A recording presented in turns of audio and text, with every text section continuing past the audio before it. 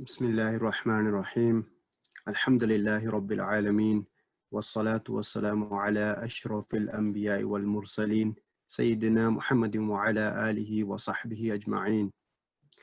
Respected brothers, sisters, and ulama, assalamu alaikum wa rahmatullahi wa barakatuh. First and foremost, I would like to thank the organizers at White Thread Institute for inviting me as a lecturer to present on the theory of evolution.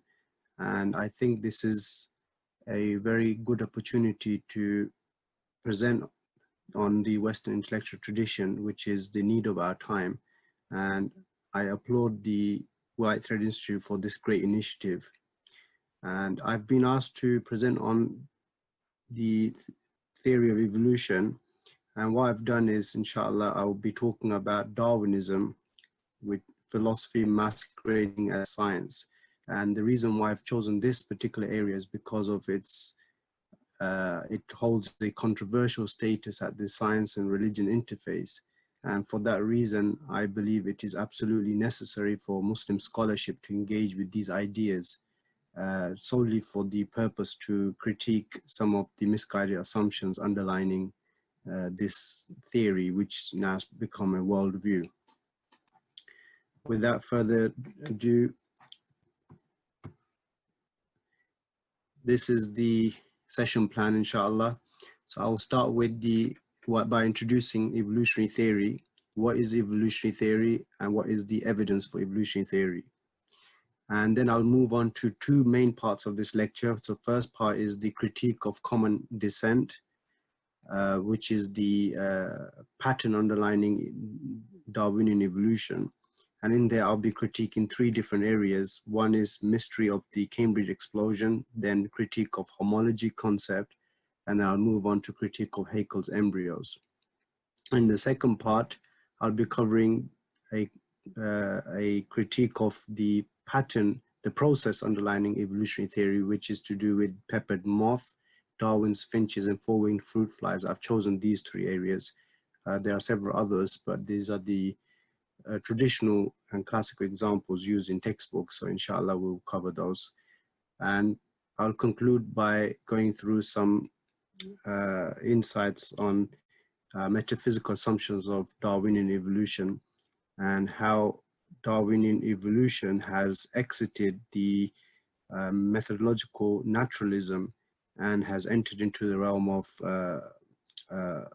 philosophical naturalism, which is why I've chosen the title Philosophy Masquerading as Science. So introducing evolutionary theory. What is evolutionary theory? Before I go into the technicalities, ordinary parlance of the word evolution, I would like to explore the origin of the word evolution and the way its meanings have changed over time, as in its etymology. So here I've displayed the early sense of the word evolution. And the word evolution, it goes very long before Darwin, who was born in 1809. So evolution entered Oxford English Dictionary back in 1616, which is 2 centuries before Darwin had come to the scene. And ironically, this was the same year the church had issued official warning against Nicholas Copernicus' system known as heliocentrism, which is the astronomical model where sun is the center, or more or less center of the universe. And Christians believe that this was blasphemy against the biblical account of our centrality. And had they known that evolution was going to enter the same year into the Oxford English Dictionary, they may have also issued a warning against this word, knowing that in the 21st century, this concept, worldview, will create such mischief for the religious of the 21st century. So the background of the entry of evolution into Oxford English Dictionary is to do with a translation from Greek work, which was written by an author known as Elinus Tacticus. And his 2nd century work was then translated into English language, and the word evolution came from a concept, military maneuver or change of formation, which was then translated in English as evolution. So the wheeling maneuver is where the word comes from. So this is the actual origin of the word evolution into Oxford English Dictionary. So what is the current sense of the word evolution? And this is the sense that Darwin took the word evolution into his book on the origin of species. And this word comes from Latin, and the word evolutio in Latin denotes the process of unrolling, opening out, or revealing a scroll. And because this had a chronological action associated with it, it gave a teleological sense, a purpose and goal-directedness. And Darwin was initially reluctant to use this term in his 1859 edition. The reason for that was because there was a teleological sense associated with the word, and Darwin was not fond of teleology in biology. And it was not until the sixth edition of The Origin of Species that Darwin actually included in his closing paragraph the word evolution. So initially, Darwin did not have the word evolution in his book, which was written on evolution. He preferred another term, which was descent with modification. And then in 18th to 19th century, evolution had become very well established term in English language, and it denoted the general term for embryological development, which is synonymous to ontogenesis. So it became a term which was associated with the gradual change in embryos. And if you study Darwin's On the Origin of Species, if you read through the book, one of his strongest evidence was to do with the embryology. So that's something I'll be discussing through this lecture, inshallah. So this is the non-technical meaning of evolution now in common parlance. For instance, we use in our day-to-day language, societies, politics, economic systems, worldviews, religious ideas have evolved. When we use evolution or evolved in this context, we mean change over time that goes back to some of the earliest philosophers who used this term in pre-Socratic Greek era, such as Anaximander, Empedocles, and Heraclitus. For instance, Heraclitus has been reported to have said that the only thing that is constant is change. So what he meant by that is that the only thing that doesn't change is change itself. So this type of general meaning of evolution, religion has been at intellectual peace with it for over 2,000 years. It wasn't a problematic concept. It was only when Darwin introduced evolution as a biological concept. In fact, evolution as a biological concept was there before Darwin. Lamarck also introduced a naturalized process for how evolution occurs in biological species. However, it was Darwin who then he popularized this through another concept known as natural selection. And that's when religion and science came into conflict with each other. And since then, we've seen that. So in the general parlance, the word evolution, change over time, has no problem, and religion has been at peace with this term, and there's not any issues before Darwin came to scene. So I'll be concentrating on not on the etymology of the word evolution. Neither would I be talking about the ordinary parlance of evolution, the general understanding. My focus will be on more technical aspects of evolution. So by mid-19th century, evolution had become a term known for change over time, which was understood at two extreme extents. So you had on one side, Herbert Spencer, who understood evolution to be how everything evolved. And on the left side, you can see Darwin. And for him, the question was how species evolved. And notice one thing here, that Darwin's question was how species evolved and not how life evolved.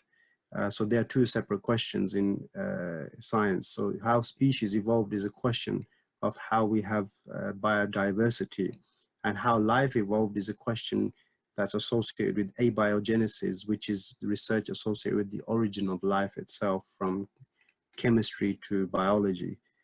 So these are two separate questions, and Darwin's fundamental question was how species evolved, although there was some association with how life evolved, because his tree of life goes back to that last universal common ancestor, and that last universal common ancestor comes from chemical, from chemistry to biology, and that's where life originated at that point, and that's abiogenesis, the research associated with abiogenesis. So Herbert Spencer, for him, the issue was to generalize Darwin's natural selection and make into a global account, and global account of cosmic change. And he tried to encapsulate Darwin's theory within a single framework that permitted him to apply this outside biology. So Herbert Spencer, he was a social Darwinist. So he also advocated this idea of social Darwinism, and that is to apply natural selection to societies. So he compared societies to living organisms. In contrast, Darwin, he restricted the term to biology and only addressed the question of how species evolved.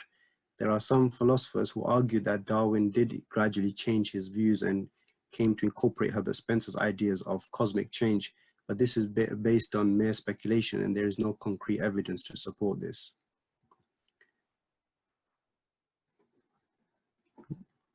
Now, I'll be talking about the question of how species evolved, and that's the question Darwin introduced in on the origin of species.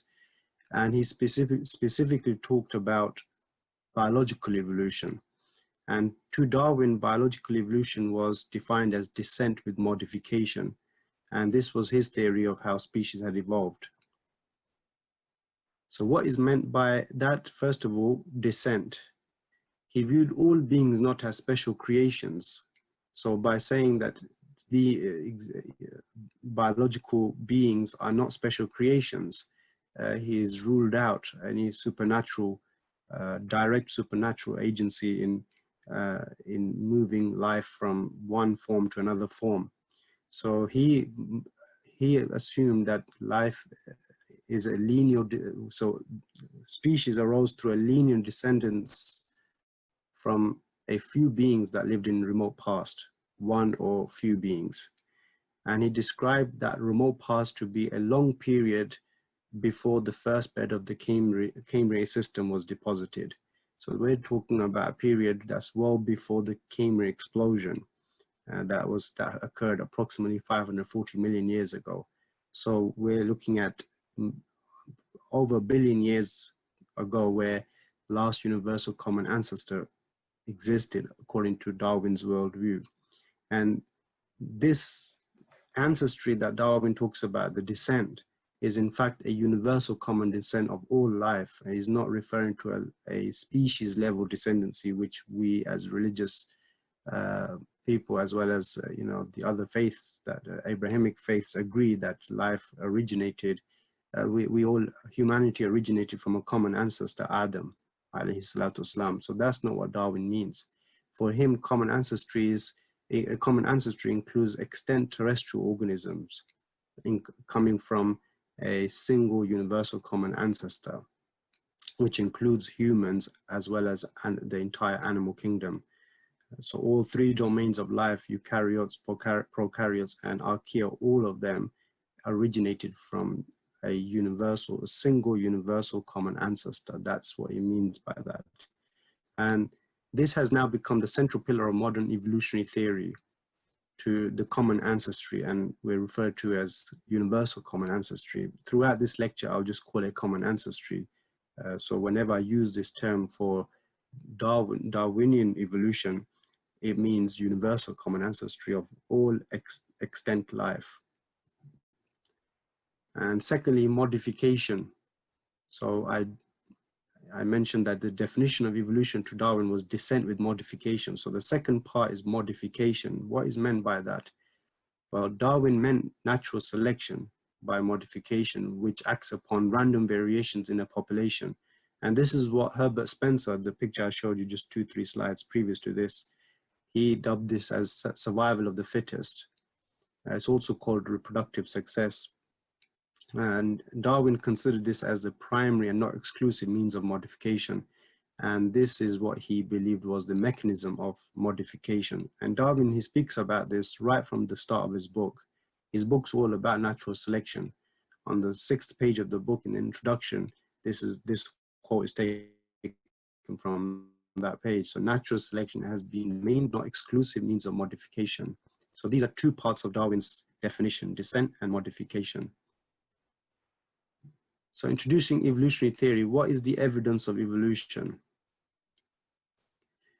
When you ask average people, biologists, and even evolutionists, what is the evidence of evolution, what you will get from them is pretty much a list of same textbook examples that all of them will give.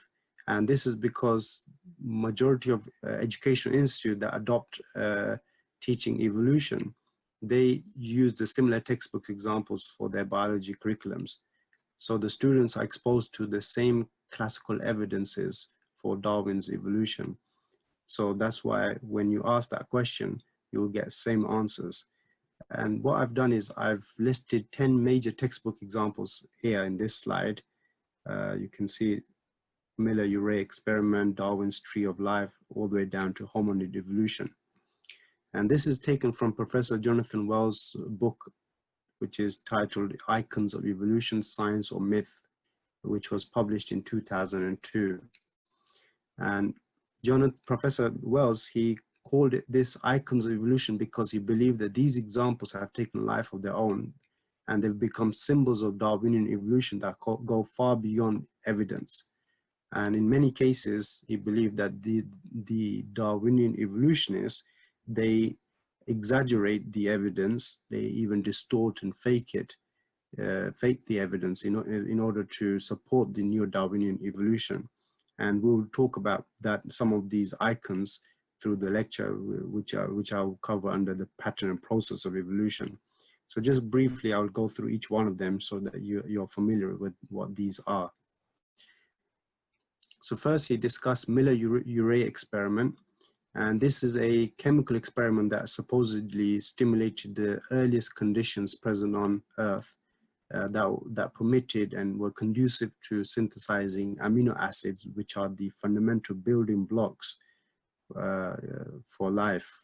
So from amino acids, we produce proteins, which then go on to go through certain processes to become functional proteins in our body that make up a lot of different organs and systems in our body. So without those amino acids, this would not be possible. So Miller-Urey experiment showed how these amino acids could be stimulated through some kind of conditions which were supposedly what were present on the early primitive Earth. And the question here is about the chemical origin of life, which I mentioned earlier on. Darwin's question was on the origin of species. Here the question is on the origin of life, which is abiogenesis, on the chemical origin of life, which is abiogenesis. And the question here is, how did life originate from chemicals to living organisms that we are today? So this is evidence of evolution. And this is known as Darwin's tree of life. And you can see it's a branching tree pattern that explains how life evolved on this planet. And this is taken from Darwin's 1837 sketch, which was what he wrote in his notebook 22 years before he published his book on the origin of species. And what this shows is the earliest theoretical insights of Darwin on how he assumed a genus of related species. You can see species A, B, C, and D branching from a single starting point, which is labeled as 1. So what Darwin believed is from this single starting point, these species branched out, and you have species A and B, which are distantly related because of the distance you can see between the two, and B and C are closely related, and B and D are intermediately related. So this was what Darwin's earliest insights were on how a tree of life looks like. And it was this kind of diagram Darwin reproduced in his book on the origin of species just 22 years after this sketch. So he had been thinking about this for quite a long time. The thing to note on this notebook is that on the top left corner, Darwin included a little statement saying, "I think." And what that shows is this is a hypothesis statement, and it's not a axiom as neo-Darwinists have made it into now. So now it's become insulated idea that is not open to falsification.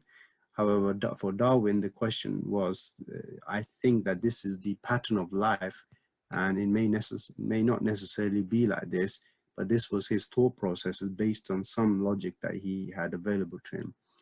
So it's not a fact, as it's been shown to us through some of the textbooks, which I'll show you, and the neo-Darwinian, the modern synthesis has taken this as a fact of evolution, and that's where the problem lies. And we'll see how this does not stand up to the challenge of being a fact of evolution.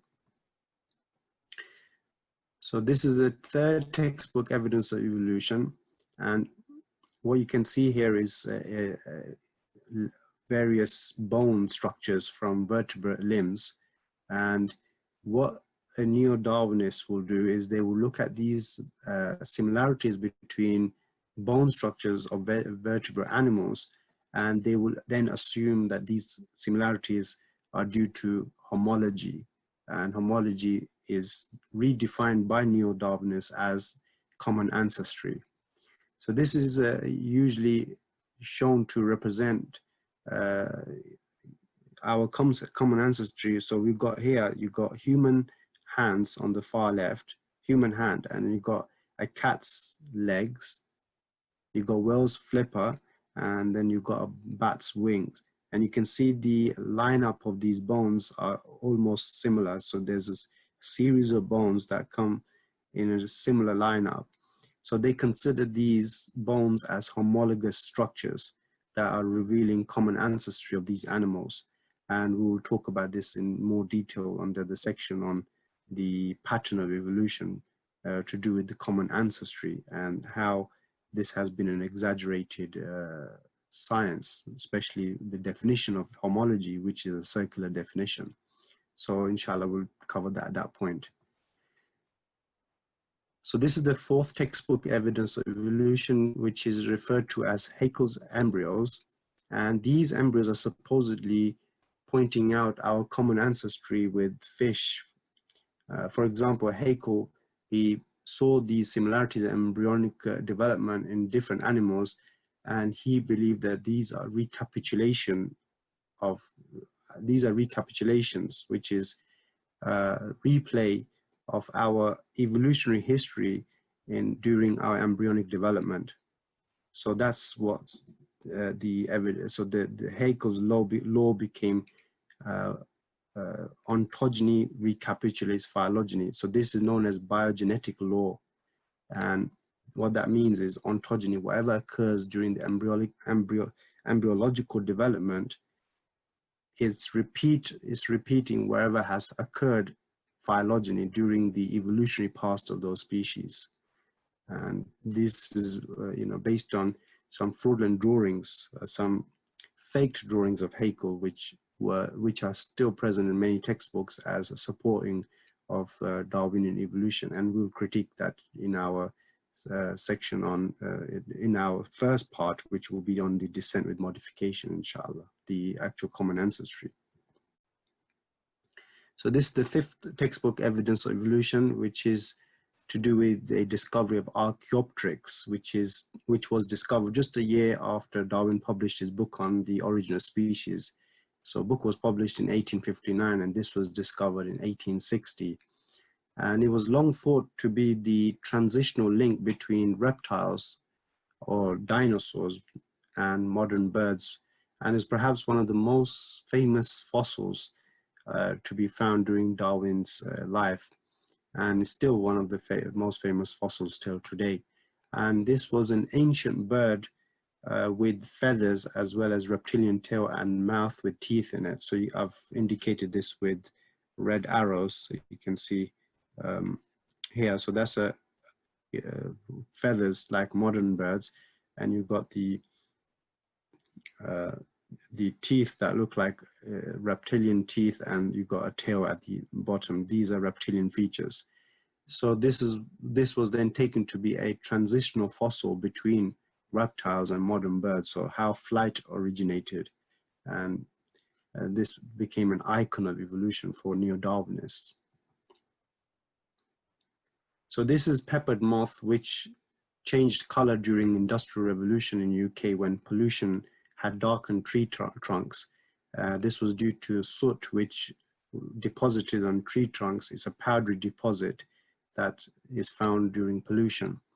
And it was supposedly believed that these moths, they change color from white or conspicuous moths to black moths because the tree trunk permitted a camouflaging effect for the black moths. So the white moths were preyed on by birds, whereas the black moths survived. And over time, the frequency of black moths increased, whereas the frequency of white moths decreased.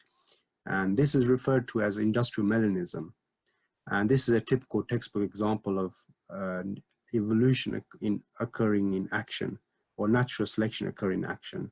And neo-Darwinists have used this example for over 50 years in textbooks to show that natural selection does occur in nature. And to prove that, they've shown these moths resting on tree trunks and changing color over a period of 100 to 150 years, which one of the scientists in UK had experimented to show that there are more white moths being preyed on by birds relative to the black moths, sorry. So anyway, the point here is that there is a change in frequency of these black and white moths, which shows that black moths increased and the white moths decreased over time. And this is natural selection in action. That's what natural selection does. It increases the beneficial trait and it decreases the harmful trait. And here the harmful trait was assumed to be the whiteness, or the conspicuous color of the moths. So this is another textbook evidence for evolution, which is known as Darwin's finches. And these are a group of about 15 passerine birds on Galapagos Islands in the Pacific, which showed a remarkable biodiversity in their finch sizes and shapes. And a few years back, Princeton University researchers Peter and Rosemary Grant, they had observed natural selection during a severe drought which occurred in 1977.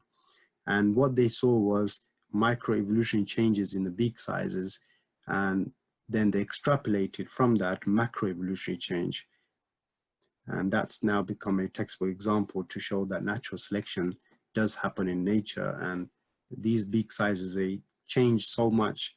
There was 5% change in the beak sizes, but the extrapolation was that if this continues over a period of about 200 years with regular droughts, then the beak shapes will change so much that there will be a point where speciation has occurred, that they've changed in the species of the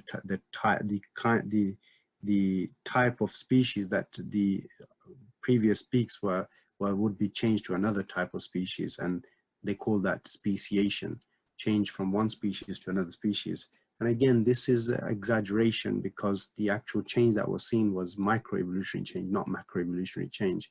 And to assume that from 5% that a species will have occurred, speciation would have occurred, that's an exaggeration on what the evidence was stating. So anyway, this will be something I'll be critiquing in the second part of our lecture, which will be on the processes of Darwinian evolution. This is another evidence evolution, which is one of my favorite ones because it's based on genetic engineering, and it's about four-winged fruit flies. And what these were, they were genetic mutants which seem to provide for some geneticists evidence for how new features can arise through introducing mutations, laboratory engineered mutations into DNA.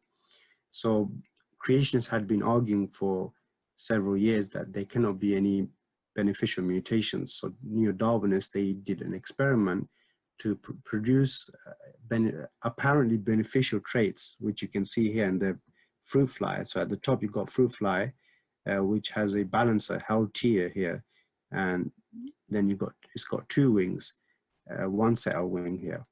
And here you got another fly which has two sets of wings, an extra set of wings coming out of its hull tiers, the balancers. So this apparently showed that there was beneficial change that's occurred, a beneficial morphological change, a beneficial change in shape, anatomy, and the apparent features of this particular insect. So the neo-Darwinists use this as an evidence that mutations can lead to beneficial evolutionary change. Although here the balancers were transformed into a new set of wings, which caused some handicap to the fruit fly, but that's something I'll be discussing in the second part of the lecture, inshallah. This is ninth textbook evidence, which is to do with fossil horses. And this is a long story of approximately 50 million years in which fossil horses are put together in a series showing how our modern horses had evolved from a small dog-sized animal called Eohippus. And this is usually shown as evidence for directed evolution. And again, this is another textbook example of modern synthesis, and it supports the modern synthesis of Darwinian evolution. And this is the most famous and most controversial evidence of evolution, which is ape to human transition.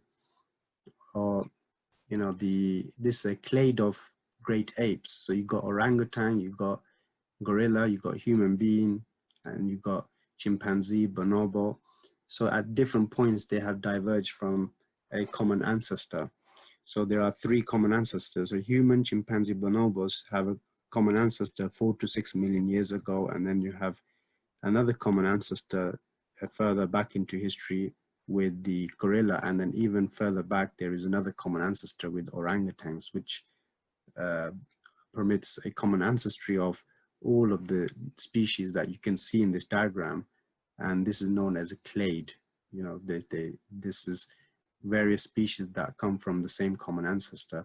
So this is certainly the most controversial aspect of Darwinian evolution. And here what they believe is that these various species, the ape-like creatures, they all came from a single common ancestor, which resembled ape more than humans, because humans are the most distinct species amongst these 5 categories that you can see from the picture.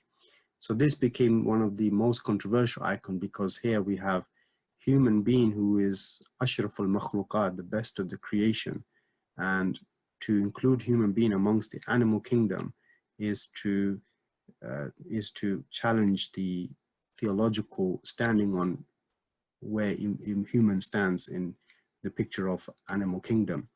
And that's why this icon has brought a lot of controversy with it. And neo-Darwinists find, for them, this is one of their favorite icons, because this actually challenges religion right at its core. And it's still till today, fossils are being discovered, and this is still controversial, as it's getting more and more controversial because of the new discoveries that we are finding now. So of the 10 icons I've shown you, I will be focusing on just 6 of them. And you can see I've listed the 3 for the descent and 3 for modification. So you can see the descent is associated with the pattern of evolution. So in that, I'll be discussing Darwin's tree of life, homology in vertebrate limbs, and Haeckel's embryos. And on the right side, I've got modification, and I'll be discussing peppered moth, Darwin's finches, and 4-winged fruit flies, and critiquing some of these evidences that are used in textbooks. And the reason why I've chosen these 6 is because they partly illustrate the 2 aspects of Darwin's theory, that is descent, pattern evolution, and modification, process evolution, which I wish to critique in this lecture. So this is the way we'll divide the lecture. So part 1 will be on the pattern of evolution, and part 2 will be on the process of evolution. So I'm going to pick on a few textbooks today because they are firstly widely used and they're ubiquitous, and secondly because they draw upon the dichotomy which I wish to elaborate on during this lecture. So this particular textbook is written by Campbell, Rees, and Mitchell, and it has an extraordinary reputation for its authority and accuracy. And these authors, they focus on big ideas of biology. And apparently, this book has something to say about Darwinian evolution. And it defines Darwinian evolution by stating that Darwinism has a dual meaning. So there's two parts of this theory of Darwinism. First part is to do with the fact of evolution. So Darwinian evolution, this is that modern species evolved from ancestral forms.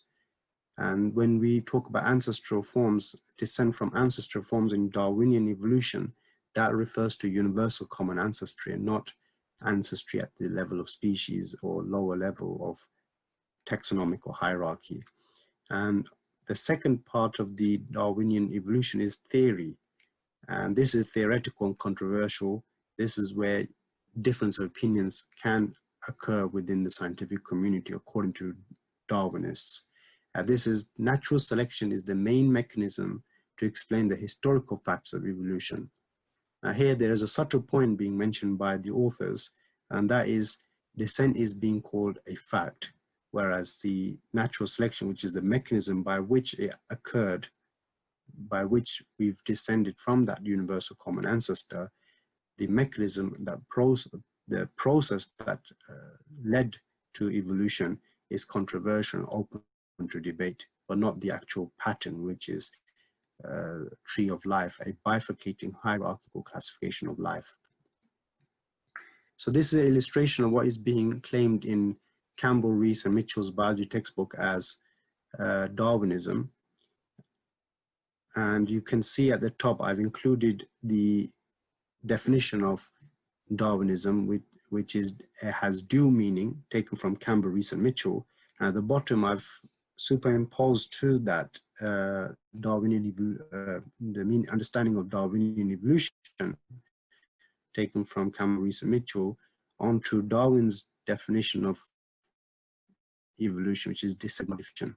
We can see here on the right side is that modification is centered on natural selection, which is the theoretical aspect of evolution, and descent is centered on the tree of life, which is considered a fact of evolution according to the Darwinian model. And I want you to bear that point in mind, because throughout the lecture, you'll see that when they claim this to be a fact of evolution, does it stand up to the challenge or not? Let's see the evidence that they are using and whether there are some weaknesses in the evidence. And if there is weaknesses in the evidence, how did they raise this universal common ancestry to the level of fact? This is a question that needs to be asked to the neo-Darwinists who promote this idea as fact of evolution that they cannot be second opinion about it. So let's look at some other textbooks. So this is another textbook in which the author is devoting the subject entirely to evolutionary biology. And this is a book for postgraduate level students. And I personally use this book during my study on evolution because it's a book that's dedicated specific to evolutionary biology, written by Douglas Futuyma. And it's a Evolutionary Biology 3rd edition, published in 1998. So again, descent from a common ancestor is considered to be a scientific fact. And Futuyma, he claims that this is a hypothesis so well supported by evidence that we take it to be true. So again, evolution as in common ancestry, so the component of ancestry, this descent from a universal common ancestor, is considered a scientific fact, and it's considered a scientific truth according to Douglas Futuyma. And then he goes, then this is another author, Odosek and Byers, and they've written a book on life on Earth, published in 2nd edition 2000. And this one is generally being used in undergraduate introductory biology courses around many universities. And this is what these authors have to say about Darwinian evolution. They say that the theory of evolution states that modern organisms descended with modification from pre-existing life forms. And then after a couple of lines, they sorry, in fact, this after a couple, towards another, in another part of the book, they state that virtually all biologists consider evolution to be a fact. Now here, when they're talking about fact, what do they mean? They mean descent from a common ancestor. So remember the dichotomy I drew out earlier on, fact of Darwinism and theory of Darwinism. Here they're referring to the fact of Darwinism, which is centered on tree of life thinking, which is universal common ancestor. And on the same page, the authors, they say that the mechanism of evolutionary change remains controversial and debatable. So they write, although debates still rage over mechanism of evolutionary change, exceedingly few biologists dispute that evolution occurs. So the fact that the pattern of evolution is rooted in the universal common ancestor, this is not open to debate. This is a fact of evolution. However, the actual mechanisms and the process that have occurred is still being debated and it's controversial. That's what the authors are saying. So why is descent from a common ancestor considered a fact? The authors, they explained it because an overwhelming body of evidence permits no other conclusion. Now that is a very strong statement from a scientist in regards to a biological phenomena. It's overwhelming body of evidence that permits no other conclusion. So we came from universal common ancestor, and the evidence to support this claim permits no other conclusion. That's the only conclusion that can arise, because we've got so much evidence that there is no possibility that we may have arisen from several ancestors. Now they are saying that there is an overwhelming body of evidence. And what is the overwhelming body of evidence they're using? Here they're using 3 lines of evidences. Number 1, fossil record. So they've listed it here. And number 2, comparative anatomy. And number 3, embryology. Now that's what my first part of the lecture will focus on, these 3, to show whether common ancestry is based on overwhelming body of evidence or not, and whether we are permitted to make other conclusions or not. Is the evidence so solid that there is no possibility of alternative hypothesis? In other words, what the neo-Darwinists are calling this is qat'i. It's unequivocal, it's conclusive. It's based on unmistakable premises that life has originated from that one universal common ancestor. And it's almost that they treat this hypothesis, and that's what it is. It's a hypothesis because it's not based on direct evidence. It's based on indirect means of evidence, such as fossil record and comparative anatomy and embryology. These are not direct evidences. There are assumptions involved here. Yet they consider this as a biological axiom. It's a self-evident truth that is not open to any alternative opinions. And we will analyze that in our coming slides, inshallah. So here we have Odescq and Bayes' claim in their textbook on life on Earth, which is the key lines of evidence that permit no other conclusion include: number 1, the fossil record; number 2, comparative anatomy; number 3, embryology. And in today's lecture, I'll be critiquing these 3 lines of evidence with number 1, mystery of Cambrian explosion. That will be in response to the fossil record. Number 2, critique of the homology concept, which will be in response to the comparative anatomy. And number 3, critique of Haeckel's embryos, which will be in response to embryology. And this is part 2 of my lecture. So this is what I'll be covering the second part of the lecture. And I'll deal with 3 major textbook evidences that support mechanisms of evolutionary change, as in natural selection. So the first piece of evidence that is used to support natural selection is peppered moth, evolution in peppered moth.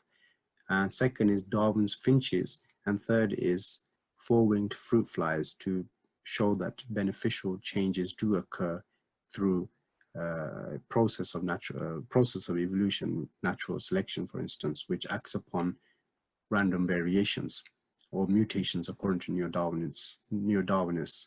So here I'll be critiquing all these three by showing some weaknesses in these lines of evidences. So remember now, biological evolution consists of a supposed fact, which I've put on the left side in red, of descent from common ancestor, and on the right side, a supposed part of a theoretical part of the theory, which is how evolution occurs. How does it happen? And this is based on the mechanism which include natural selection and random mutations. So just bear this point in mind, that there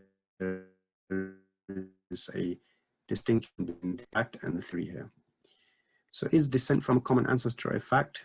Well, the first thing we have to realize is that descent from common ancestors can apply at many different levels. So I've shown here that right at the bottom, if you look at the example I've given, so if we look at this example of human population, I think we will all agree that we all descended from a remote human common ancestor at species level, and that was Adam alayhi salatu salam.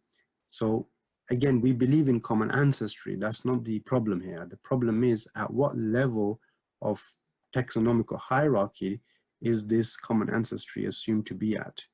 So for neo-Darwinists, the issue is not at the level of species. Here I've given another example. We might apply common ancestry to cat family, and it's quite plausible that big cats like tigers and the leopards and so forth, they may have hybridized amongst each other at different amongst each other to create a diversity amongst cats. And so it's quite plausible that cats may have come from common ancestor at the level of family, but not at the level of life, which is the highest level. So for neo-Darwinists, the question of common ancestry is right at the top, which is at the level of life itself. The entire life has evolved from, so the three domains of life that are known. So now maybe there's another domain coming very soon onto the scientific market. At the moment, we only have three domains. So all three of these domains of life, eukaryotes, prokaryotes, archaea, they come from last universal common ancestor, from which arose from, so which was the descendant of wherever arose from chemistry to biology. So we went, Miller-Urey experiment that I was talking about earlier on. So this is the Darwinian evolution. All life evolved from that universal common ancestor, which is right at the top. All biological classification, all biological hierarchy here, the taxonomical hierarchy. So universal common ancestors being applied right at the top level. And in today's lecture, I'll focus on the level of phylum, which is 7th level from the bottom. So if I can show that common ancestry cannot be demonstrated using fossil record, for instance, at the phylum or phyla, which is a plural phylum level, which is a major biological group, then anything that comes above it, so kingdom, domain, and life, becomes refuted. So I wouldn't need to give separate evidences for the rest of them. So you just have to show that at this level, common ancestry doesn't stand up to the challenge of the evidence does not support and fit the theory that there is common ancestry at the level of phylum. So this is